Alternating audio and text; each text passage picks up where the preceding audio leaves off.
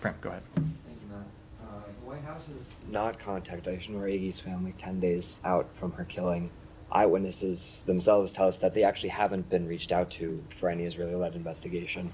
Our colleagues at the Washington Post, of course, as you might have seen, reported footage and testimony that seemed to reveal that the Israeli military misled the U.S. and the world in its initial findings of how and when Aisha Noor was shot. When is the President and Vice President going to reach out to Aisha Noor's family, and how can the U.S. continue deferring to Israel to investigate itself for killing an American if it has already at best misled and at worst lied in its preliminary findings, and how also given it hasn't reached out to eyewitnesses? So, as I said, first of all, with respect to her family, which we know are experiencing this horrific tragedy, the U.S. government has had a number of conversations with her family. Hold on. Let me just finish. It is not appropriate for me to get into those publicly. I never would in a situation like this, and I'm not going to here.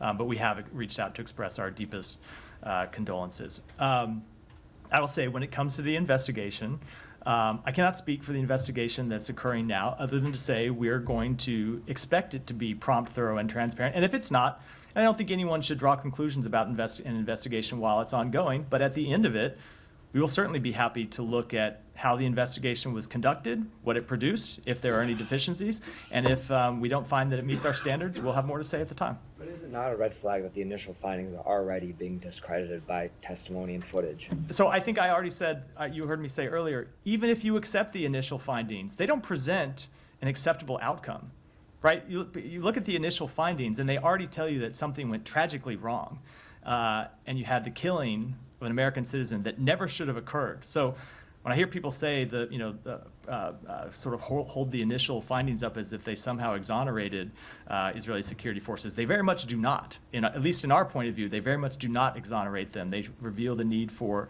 a number of changes, and we have made clear that's what needs to happen. But then when it comes to what ultimately happened and getting to the bottom of what ultimately happened, let's see how the investigation plays out. I do think we shouldn't draw any conclusions before it's final. And when we see the ultimate investigation, we'll have more to say based on our assessment of it. And then finally, just on what you've said, that the U.S. is urging the Israeli forces to modify, change its rules of engagement after Aisha Noor's killing. Of course, there's also World Central Kitchen worker Jacob Flickinger, the teenagers Mohammed Kadour, Tawfiq Abdul-Jabbar, our journalist colleague Shireen Abu Akleh, peace activist Rachel Corrie, 40,000 Palestinians, which of course you've condemned as well, the killing of them. The logic would follow that the U.S. has unconditionally funded a military with evidently insufficient rules of engagement up to this point. So is there any U.S. reflection on that idea? The U.S. reflection on it is that Israel needs to change its policies, and we have made that quite clear.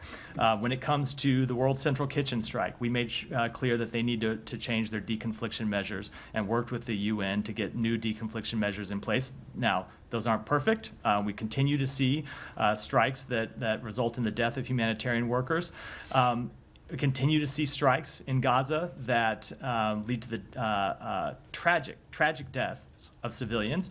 As you know, it is a very difficult place in which to conduct a military campaign because you have a terrorist organization that embeds itself and hides itself behind civilians, which is why it's the United States that is at the forefront of pushing for a ceasefire. And when it comes to actions in the West Bank, why it's the United States that's pushing for changes to Israeli rules of engagement. As you point out, those attacks have still continued. So if these urgings don't continue, will there not be a consideration to condition weapons? We continue to work to get the best outcome possible, and we believe the best outcome possible when you look in Gaza is a ceasefire. And that's why, hold on, let me just answer the question.